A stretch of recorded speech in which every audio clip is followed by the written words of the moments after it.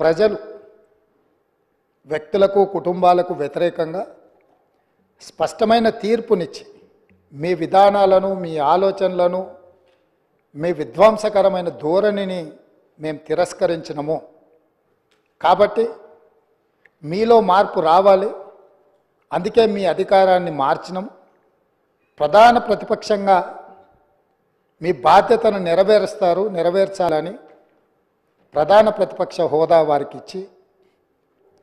governor గారి ప్రసంగం రోజు ప్రధాన ప్రతిపక్ష నాయకుడు హాజరు కాలేదు ఈరోజు ఈ చర్చలో అయిన వారు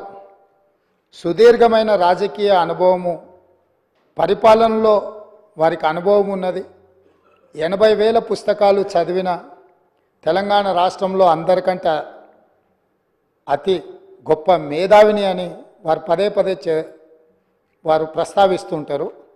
ఆ మేధావితనం ఈ 4 కోట్ల తెలంగాణ ప్రజల యొక్క అభ్యున్నతి కోసం వారు ఉపయోగించి ఈ సభలో మా ప్రభుత్వం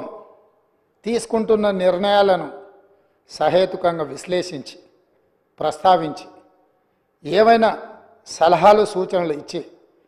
ఈ ప్రభుత్వం తీసుకుంటున్న నిర్ణయాలలో ఏమైనా ప్రజలకు ఇబ్బంది కలిగే అంశాలు ఏమైనా ఉంటే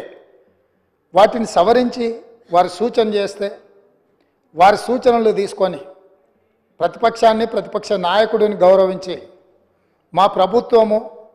ప్రజాపాలన అందించాలన్న ఆలోచనతో సభలోకి వచ్చినాం అధ్యక్ష కానీ ప్రధాన ప్రతిపక్ష నాయకుడు రాకపోవడం ఆ కుర్చీ ఖాళీగా ఉండడం ఈ సభ యొక్క గౌరవానికి మంచిది కాదని చెప్పి తమరి ద్వారా ప్రతిపక్ష నాయకుడికి సూచన చేస్తున్న అధ్యక్ష మనల్ని అందరినీ ప్రజలు ఎన్నుకొని ఒకరిని పాలకపక్షంగా ఇంకొకరిని ప్రతిపక్షంగా మిగతా పార్టీలను కూడా